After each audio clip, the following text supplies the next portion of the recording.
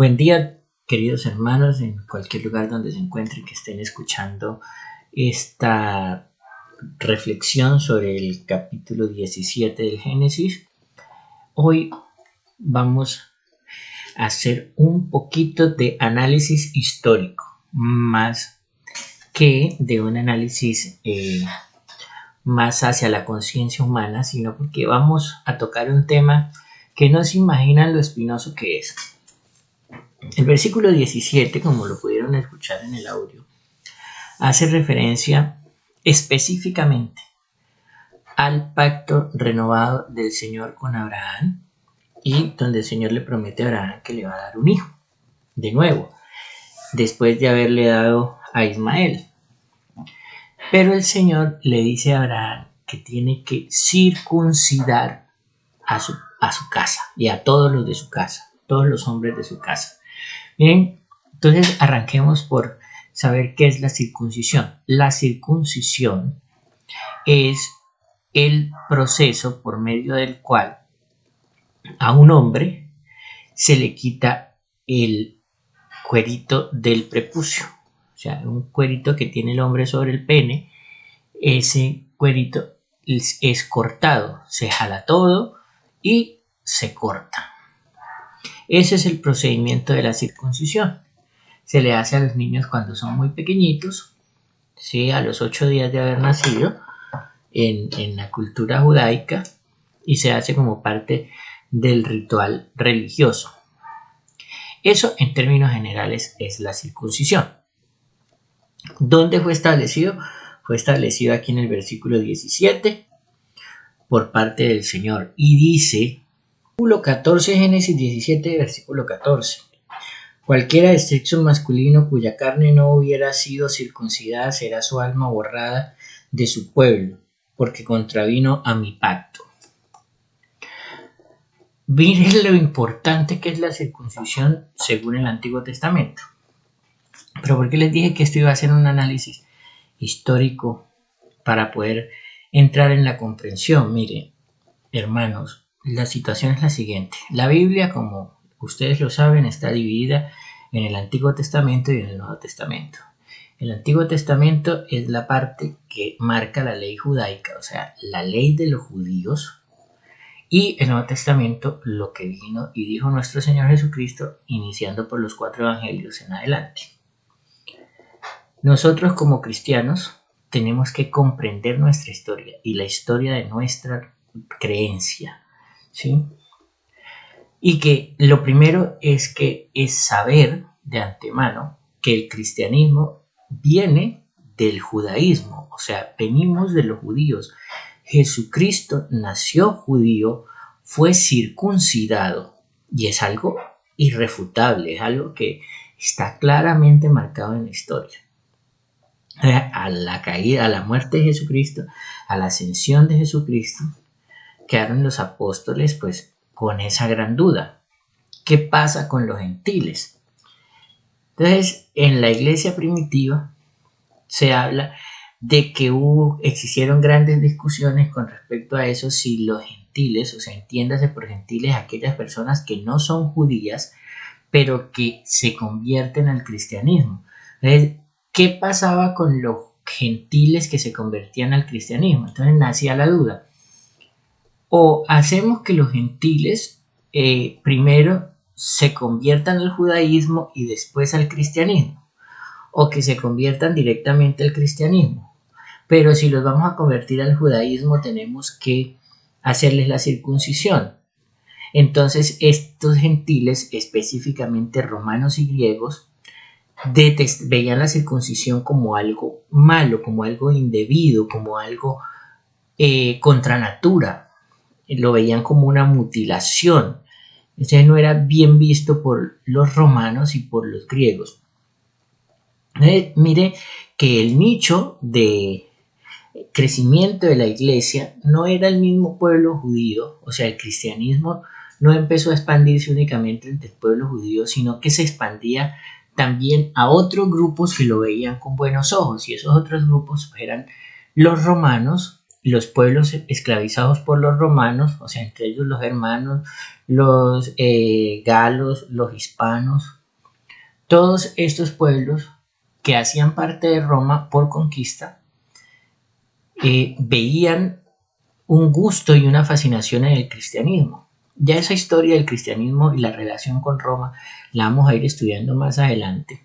Cuando en el momento antes de entrar a los evangélicos vamos a hacer una historia de la relación de Roma con el cristianismo para evitar difusiones, pero aquí el punto es que el cristianismo se hizo necesario analizar el punto. ¿Qué vamos a hacer?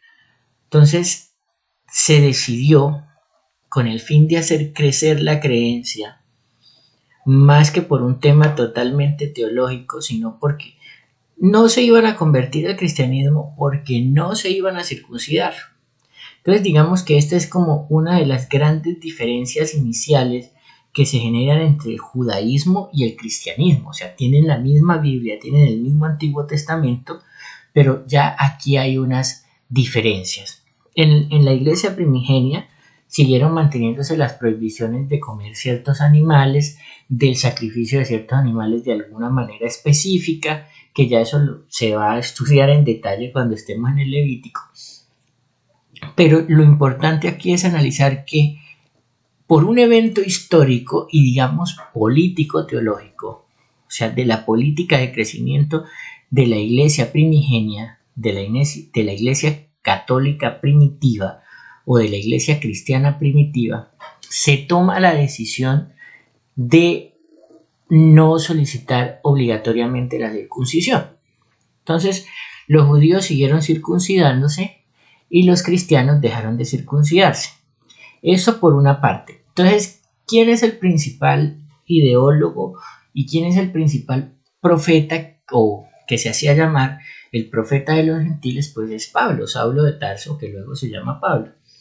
Él viene y enseña en varias partes, emite señales confusas, ¿no? Bueno, por ejemplo, en Gálatas 3 rechaza la circuncisión, pero en Romanos 3, 1, 2 la exalta. Entonces nosotros vemos que no había claridad en la iglesia primigenia sobre qué hacer con este asunto y que fue resuelto más por intereses de que la cristiandad creciera, por el fin de que existieran más adeptos, de que más personas se allegaran a la iglesia. Fue resuelto de la manera que se resolvió. O sea, a los nuevos cristianos, a los que venían del pueblo de los gentiles, pues no se les iba a obligar a hacer la circuncisión. O sea, estas nuevas personas que entraron al cristianismo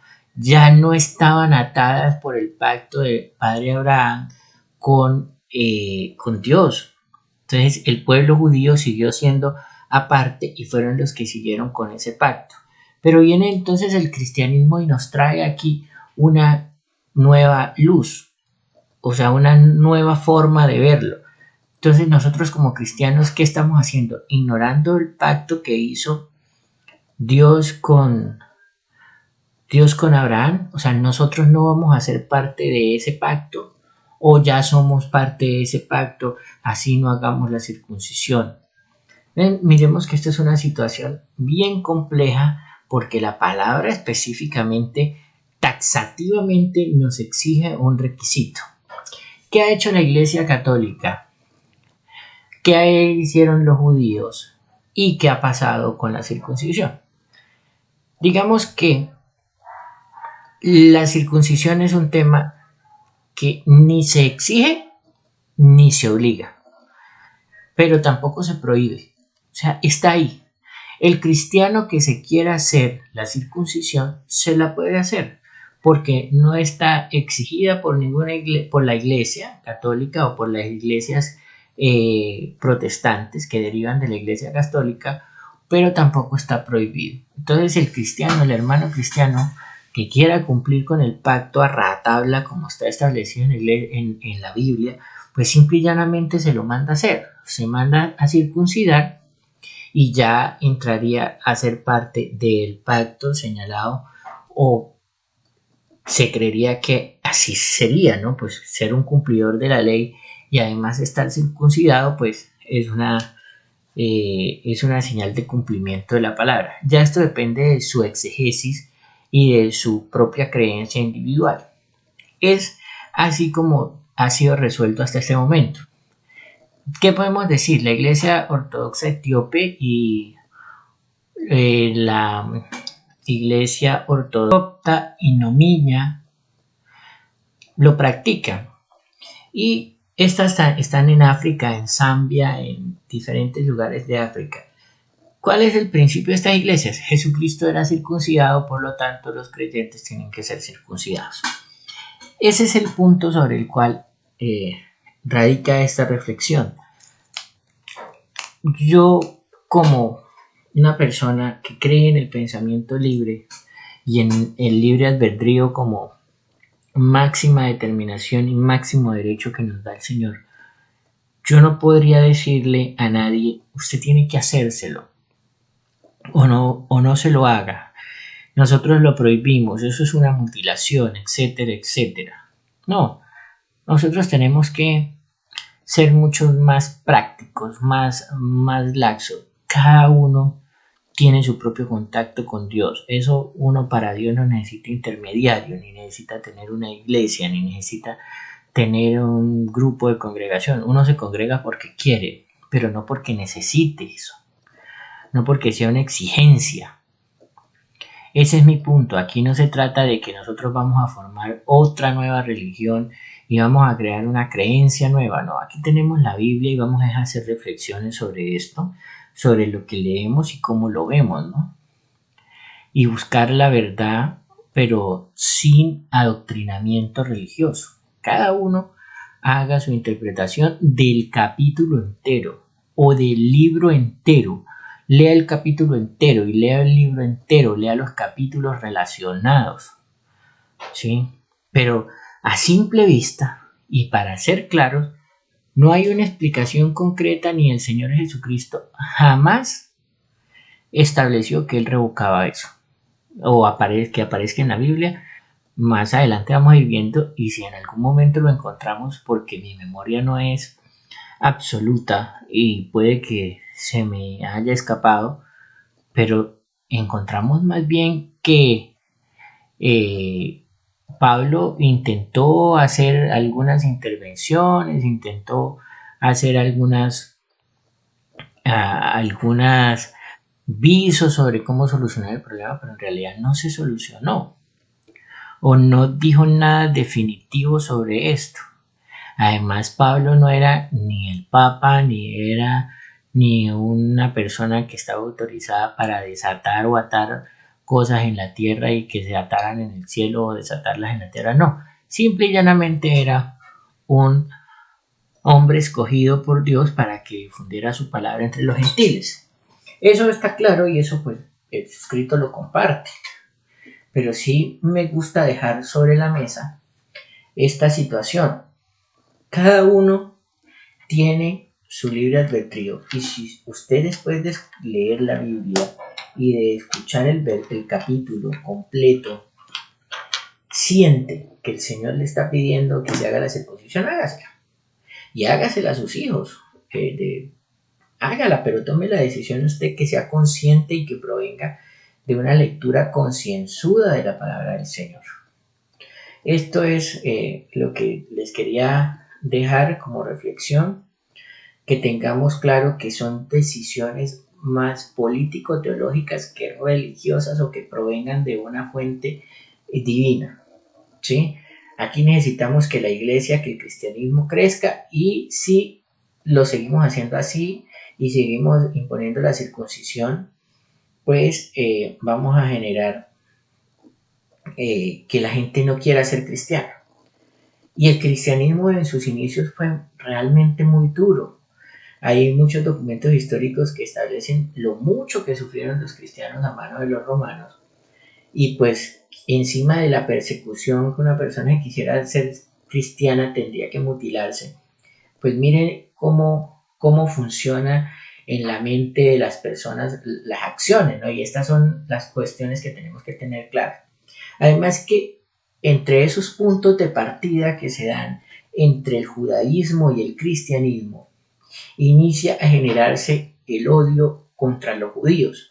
Y el odio contra los judíos es algo que nos va a acompañar y nos ha acompañado en la historia prácticamente de estos primeros cismas teológicos que se dan entre la iglesia cristiana original y el judaísmo. Porque esto era un montón de pequeñas secticas y de pequeños grupos religiosos, y la iglesia judía pues era un solo pueblo que también estaba en formación de su sistema actual, que esos son datos históricos que vamos a ir analizando a medida que vayamos avanzando, ¿sí?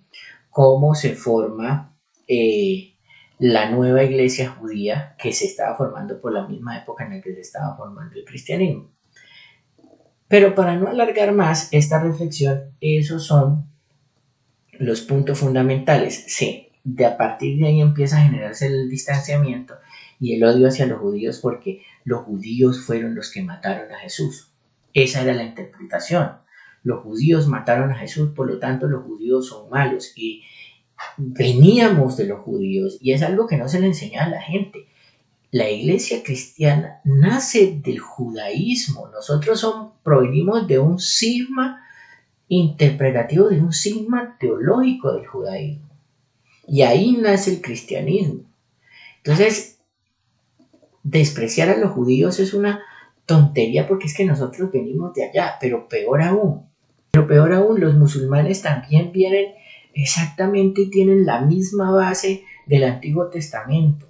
O sea, todos provienen de Abraham, todos son nacidos en la misma raíz, y esto viene de cisma en cisma, dividiéndose las religiones, y hoy en día pues tenemos 3 grandes religiones, pero entre nuestras religiones tenemos muchísimas subinterpretaciones. Nosotros como cristianos, y lo que una persona como yo alega es, tenemos que unirnos bajo la fe cristiana, no importa usted dónde se congregue. Tenemos que unirnos bajo la fe cristiana. Tenemos que cambiar esta cuestión de la versiculización de la Biblia.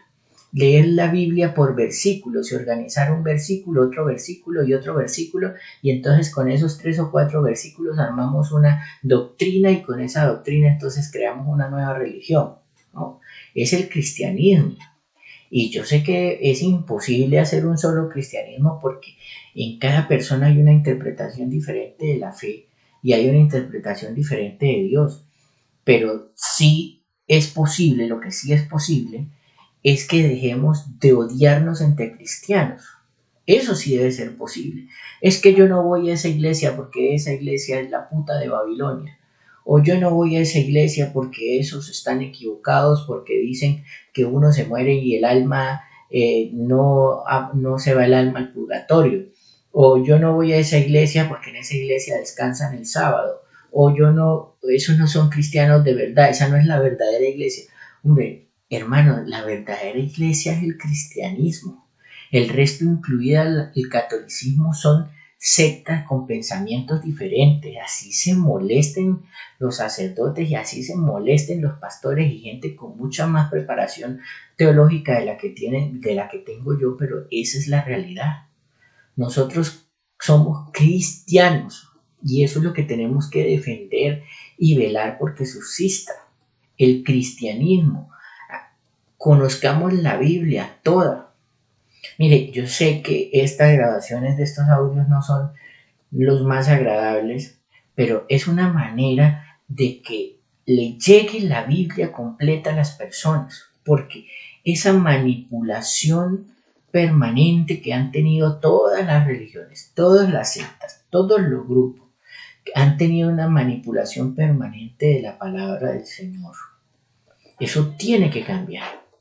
Nosotros los cristianos tenemos que conocer la Biblia, pero no conocerla por versículos, tenemos que conocerla bien y buscar en la palabra lo que sirve para nuestras vidas, ¿sí? No dedicarnos a crear nuevas doctrinas y nuevos dogmas religiosos. ¿Cuál es la idea? Pues que en el término que duremos haciendo este trabajo, porque tengan en cuenta que otra cosa que yo pregono es que el predicador no tiene por qué vivir de su pueblo. El predicador no tiene por qué vivir de su pueblo. El predicador tiene que trabajar todos los días, porque es que el hecho de que él sea predicador no quiere decir que quedó exento de la responsabilidad de labrar la tierra o de ganarse el sustento. ¿Sí? Es lo que me motiva. O bueno, consigamos una forma de que el predicador se mantenga a través de las redes sociales y que sean estas grandes empresas multinacionales los que mantengan al predicador. ¿Sí? Pero eso de que nosotros tenemos que mantener al predicador y bien pobres y bien llevados y bien jodidos, ganándonos lo mínimo, tenemos que llevarle al predicador el 10% de lo que nos ganamos. Así, yo sé que la Biblia lo dice, pero mire cómo manipulan. Lo que interesa en términos de verdad que interesan, eso no lo hacen cumplir. Y para mí este pacto es mucho más importante que el diezmo. Pero esta prédica no la hace ningún pastor. Esta prédica, esta interpretación no la hace ningún pastor. ¿No ve que es incómodo? Es incómodo recordar que la circuncisión dejó de hacerse por un tema netamente político, un tema meramente de estrategia de crecimiento de la iglesia, propagandístico. Eso no lo dicen los pastores, eso no lo dicen los sacerdotes, pero sí estoy seguro que por lo menos una vez cada 3 meses en una iglesia o en cualquier iglesia de barrio, el pastor lee el Levítico y hace la prédica sobre el diezmo. Esa sí no deja de hacerla. Esa sí no la abandona. ¿No ve que esa es para el beneficio de él y de ellos? Nosotros tenemos que cambiar todo eso. Como cristianos tenemos que empezar a ver que primero tenemos que, sí, demos diezmo. ¿Usted quiere dar diezmo? Hay tanta gente necesitada en su barrio, hay tanta gente necesitada cerca suyo. Pues déle el diezmo a esa gente necesitada. Saque el 10% de lo que se ganó y en vez de llevárselo al pastor o en vez de llevárselo al sacerdote en la iglesia católica, agarre ese 10% y déselo a un hermano suyo, a un familiar suyo. Si sus familiares todos están bien y todos tienen plata, déselo a un vecino. Si su vecino está bien, busque un barrio pobre y déselo a esa persona del barrio pobre. O si usted gana muchísimo, pues dele su diezmo a varias personas. O sigamos usted de su diezmo es de 3, 4, 5 millones de pesos. Si usted puede dar ese diezmo, pues dé ese diezmo en una beca estudiantil. Agarre a un muchacho pobre y páguele un semestre de universidad. O páguele 2 o páguele 3, lo que usted quiera pagarles. Mire que hay muchas maneras de dar el diezmo. No necesariamente tiene que ser llevárselo al pastor o llevárselo al sacerdote. Otra cosa, la limosna. ¿Por qué darle una limosna a Dios o a una persona simple y llanamente porque nos predique? Si Dios nos hizo pastores y si Dios nos hizo predicadores y si Dios nos puso en esta labor, los pajaritos no se preocupan ni comen. Eso es una realidad. Cada uno tiene que buscarse su sustento.